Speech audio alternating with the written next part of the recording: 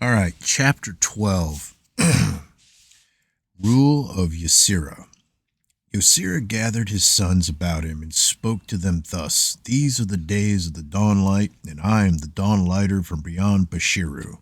I am the torchbearer for the God of gods. These are the laws which I made for my people in the land of Tawar, the laws of one speaking with the mouth of the God above all gods. He who places a spear or arrow within a dead body shall be accursed, and his hand and arm will become things of evil. They will swell up and become consumed by fire. Likewise shall be accursed who loses these weapons against another. But if it be a man of Tamura who loses the weapons, then he shall die by them himself, for he is beyond the reach of the curse. A tree that reaches up above twice the height of a man shall not be stricken for burning or to take away its land. But if it be dedicated to the aids and is then used by a craftsman in wood, then it may be stricken and cut. Trees are not things to be lightly dealt with, for they move the winds which cross the face of the earth, and generate these in great forests on the north and south. The slaughter of a tree is no less wrong than the slaughter of an ox or sheep, for the same breath of life is in each. Therefore, never bring them low wantonly. Are not trees held sacred by the people of this land? Is it not more reasonable to dedicate a mighty tree or a grove of trees to a god than a mute stone or object cut from wood? Therefore, when Ysera moved among the people, he did not forbid them their grave groves, nor did he silence the words of the woman who tended them. But Ysera said, These things are for women and not for men. Let the women bide, but men should follow the calling of men, and their place is not among the grave groves. Now when Ysera came among the people, they dwelt away from the river, fearing the god of moving waters who molested them at night. But Ysera bound the god of moving waters, so he no longer troubled the people. Then Ysera bade them build their dwelling places beside the moving waters, decreeing that none should dwell beside still waters, unless the still waters be filled with the life of fishes. In those days, men sought to appease the formless ones and the spirits of the night with offerings and worship. But Ysera forbade them this, and he surrounded the whole land with a protective wall which no dark spirit could penetrate, while all those within were dissolved. Every dark spirit being neither male nor female, and every dark spirit which clothed itself in the shape of a beast or bird was bound and cast back into the place of darkness. All men who were blood kindred with the beasts of the forest, or with fowl, or with serpent, dwell together according to their kinship, and were divided thereby. Ysera forbade them not their kinship, but did forbid the rule of blood. He spoke to the people in this manner: Great are the ties of that thing which binds men together and joins them with their forefathers.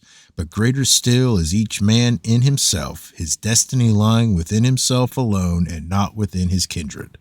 Man is not a drop of water in the stream of life, but a fish that swims within the stream. Yet insofar as these things have been, the 24 great kingships shall remain secured in their establishment. Before the coming of Ysera, a man could not take to wife a woman of his own blood, but Ysera redeemed the land with blood, safeguarding it against barrenness. So henceforth men could take wives from among their own blood kindred, and the land remained fruitful. The spirit of life became strong among men, for it was not spread out to become diluted and weakened. Until Ysera came, none in this land knew of Hoku, and it filled men with fear and awe. But Ysera revealed all its secrets to his sons, and the secrets are known even in these days. Hoku is that which sustains the dawn dwellers. It is but thinly spread throughout the earth, and before the days of Yasara, men could gather it, storing it in stones and in sacred objects. It may be drawn upon by the spirits of men, as women draw water from a well. It is Hoku, which bestows fertility, causing flocks to multiply and crops to increase. Its secrets are known by the twice born. Though in the days of his distress, Yosira called upon his father in Kanagomahu, he forbade his sons to call upon him likewise, for Yosira was their father on earth and their advocate in the hall of admission. Therefore, none can call upon him with impunity, for if he dealt with them, he would neglect his task among the dawn dwellers. Nor is any man justified in calling upon the spirit of a departed one, for they are beyond concern for the everyday affairs of men. When the sons of Yasira had established their rule over the people, the leaders of the people came to Yasira, desiring to make him their king, so he would rule over them. But then they came before him. Yasira replied to their wish in this manner: I am the mouth of the God of gods and the light of my people. I will be the father of your king and the director of his footsteps. But your king I cannot be, for I am dedicated in service to the God of gods. Saying this, Yasira then took his son, who has grown to manhood, and led him forth by the hand, giving him to the people to be their king. Later, while the leaders and governors of the people still remained gathered after anointing of their king, Yasira spoke to them as the mouth of God. He said, To judge justly between man and man is one of the greatest obligations of a king and those who stand in his place. So from this day hence, judgment shall not be given by those who sit under the trees, listening to the words whispered among the leaves. However, if three men sit far apart and each gives a like judgment, the words from their mouths being the same, then the judgment shall be good. However, if it is a matter where a life can be forfeit or property taken away, a family divided, or a man or woman enslaved, then judgment shall be given only by the king or by one who wears his mantle and bears his burden. Sacred waters are living waters filled with the power of Hoku, and shall no longer be used for any purpose other than sanctification and purification. No longer shall they be used to decide whether a wife be guilty of adultery. Henceforth she shall be tested by the bitter draught alone. He who eats the flesh of swine shall be accursed, for to eat the flesh of swine is to eat something dedicated to the fathers of men and an abomination. Flesh of the ass shall not be eaten, for it diminishes the vigor of men. Henceforth the bodies of the dead shall not be broken or burnt, for the Hoku within them departs with the Lord of the body. Therefore nothing can be added unto a victorious one by rendering up the essence of his earthly mantle through the flames of fire. The people shall not be denied their feasts, nor they be forbidden the rituals of fruitfulness. Their offerings to any god shall be taken away. As the gods of the people are today, so shall they remain, for they serve their end. They may depict their gods after their own fashion, for the likeness of such gods is of small consequence. But the likeness of the God of gods shall not be fashioned by any man, for he is beyond the understanding of men. No man shall seek to find his likeness in water. The festival to the God who draws up the land is not to be denied the people, but no longer shall they eat the flesh of asses, for now this is forbidden. The days for the feast of the forefathers shall not be diminished, lest the gift of long life be thereby curtailed. With them alone is the distribution of the life forces, and their keeping are the powers granting fertility and good fortune. Unto those who control the sprouting of corn, the the increase of herds and the harvests of fishes, the potency of men and the fertility of women, success in hunting and victory. In war shall be given all due honor and worship. He who causes injury or death, sickness or suffering, by drawing the likeness of another in sand and piercing it with a fire hardened stick, or who makes the likeness of another in wax to burn in the fire, or in the clay to be pierced by stake or thorn, is henceforth accursed. He will be delivered to the lucum of disease or death. Shall be accursed who mixes living grain with fat to enslave the earth shade of another man or woman. He shall be accursed who calls up the nightshade of another, or the night frightener. All who are so accursed will be delivered to the lucum of sickness, or shall become the prey of the formless ones.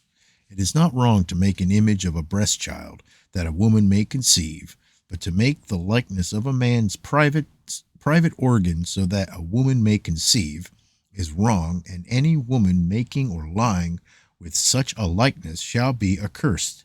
She who is so accursed will be delivered to the lucum of sickness and pain. When Yasira came up from Harphanti, he found there people with strange customs which displeased him, but he forbade them none except those which were evil in the sight of the God of gods. While there, he laid a great curse upon any who transgressed his laws. These were the words spoken through the mouth of Yasira, which he caused to be recorded. Henceforth no maiden shall be enclosed in bark and kept in darkness for 7 days before marriage, but she may be kept in seclusion among women. If she has to be purified, it must be done with water and not with fire. A woman shall never be mutilated to purge her wickedness. Henceforth, the private parts of young women shall not be sewn up to preserve their maidenhood.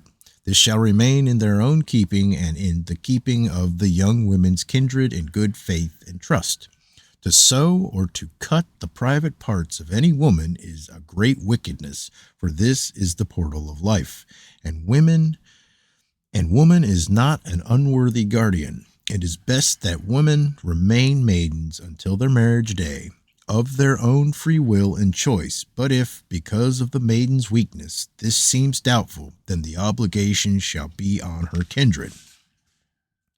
The custom of the Habshasti, whereby the legs of young women are bound together, after which young men may enter their chamber to lie with them, is a thing of wickedness and no longer permitted.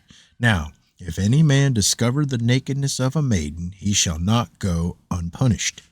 A man shall not see the nakedness of woman in childbirth, even though the woman be his wife.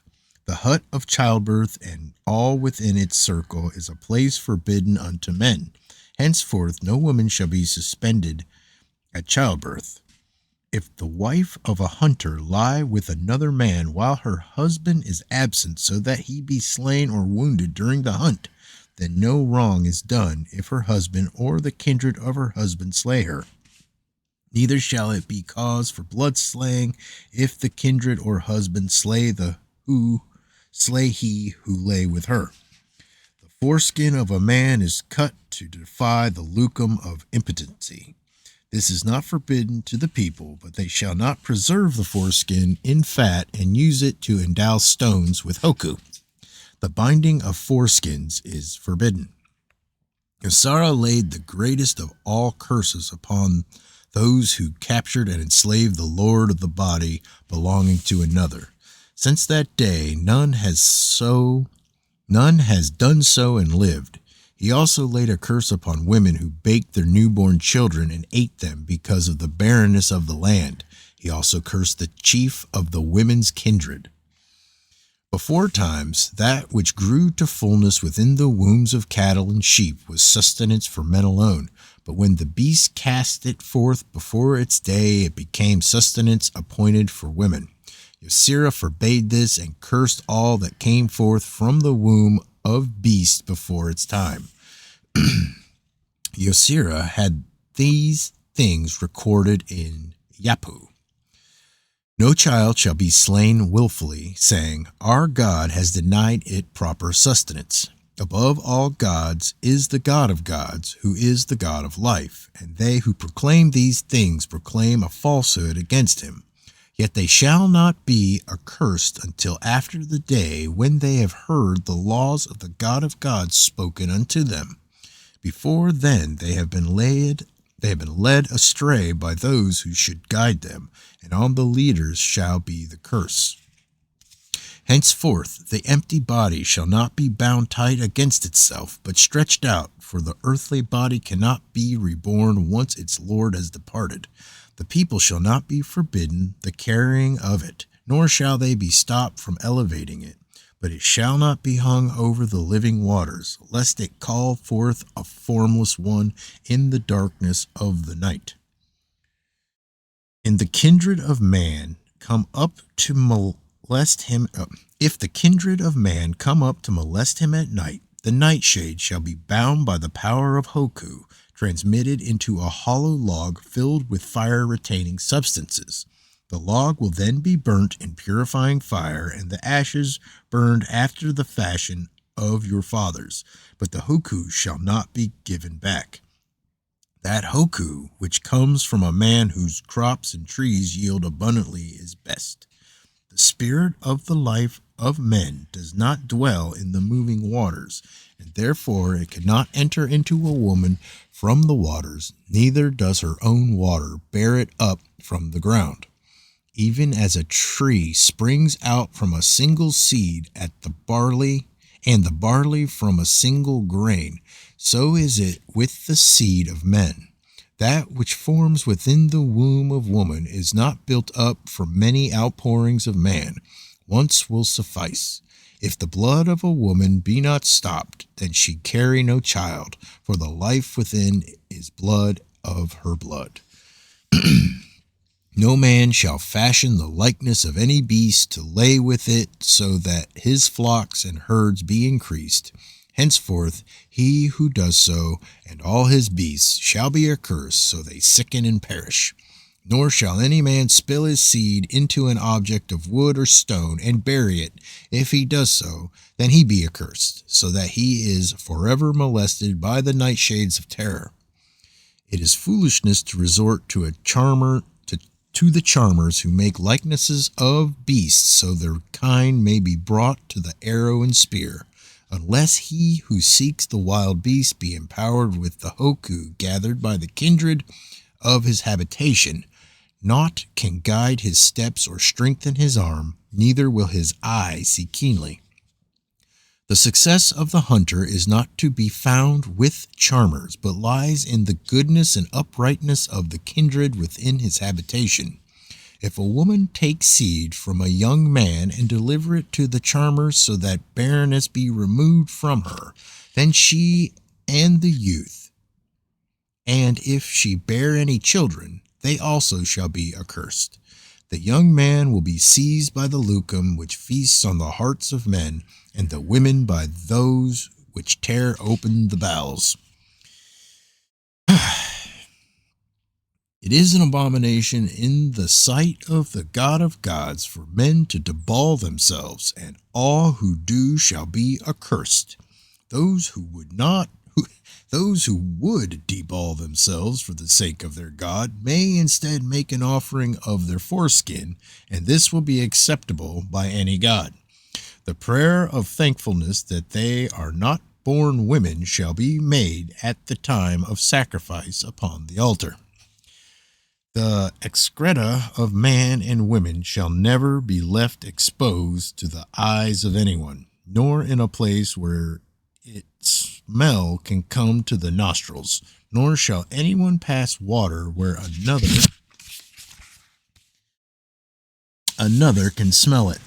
For they whose nostrils the smell enters thereby gain power over the other. The smell from human waste draws up the formless lambada, which afflict men and women at night and turn their bowels to water. No offering of meat shall be eaten raw. It shall be roasted before a fire, and the bones pounded into flour and eaten with meal.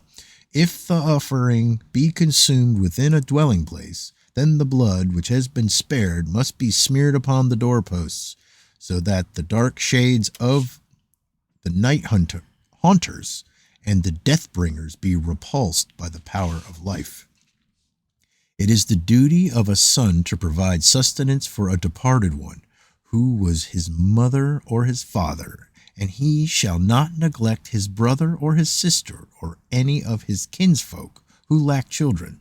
He, if he be neglectful of his duty, he shall not escape molestation by the earthshades of the departed ones, which will wander relentlessly until satisfied. If formless ones be called forth by neglect, so that they reach stability on earth, they will haunt the dark watches of the night and suck life-filled blood to sustain their awful forms. No man may keep them from his dwelling, for they will slide in stealthily, even as snakes. It is wrong for charmers to call forth dark spirits. Any charmer doing so within the borders of the enlightened land shall be accursed, so he be seized by the night fiend.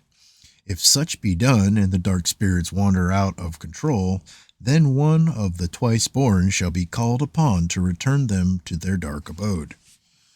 It is not sufficient for men to shun the ways of wickedness, for unless the Lord of the body be clothed in brightness, they who watch for him in the land of the dawning will await in vain. Those who lack that which would bring them into the place of light will fall prey to the lords of the dark places and be forever lost to those who love them. All those who are awakeners of the dead shall be accursed and delivered to the lookum of madness.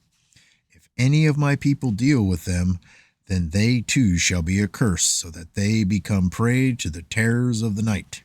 It is futile to consult the departed ones, for what can they do but advise on matters of little import? If they have anything of importance to impart, they will come unbidden to men of understanding and make it known.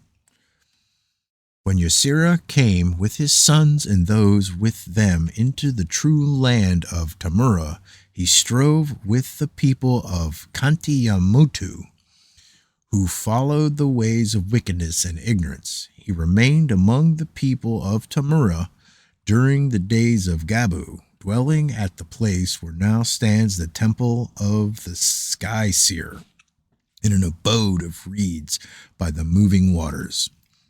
In those days, the people of earth united themselves with those who were in the land of morning light by the powers within the body of woman-child, seeking in this manner to preserve the Hoku of their kindred. When Ysera saw the wickedness of the custom, he placed a great curse upon all the land and upon those who split the body of a woman-child, so that her flesh cried out from within them. Therefore, the land became stricken with a great plague. Since then, never has anyone in the enlightened lands eaten the flesh of man or woman, and no woman-child is violated in the great wickedness of ignorance. The people of Tamuria greatly feared the curse of Ysera. Ysera taught the people that the power of Hoku resided not in the flesh of the body, but in the bones, and that each bone contained the essence of all the being, man and woman. Then the people began to seek union with the departed ones in the land of morning light by the power of the bones, and Ysera forbade this not, though he knew it was futile. But where there was healing in the bones and they were able to draw it forth, Ysera was not displeased, for all things pertaining to the good of the people were well in his sight. Nevertheless, he forbade to women the burden of the bones of their husbands, and since then no shades have risen to molest them. This was because of the protecting power which he drew forth to fill all the land. It relieved the women of their burden, raising it from their backs. All the charmers who brought forth shades from the land of dawning, and all the questionnaires of the dead and the awakeners of the dead were cursed, and this curse hovers over the land even to this day. Yet there are still some who seek to call forth a shade from the swathed body made eternal, but all they raise up is an ill-omened messenger from the place of darkness.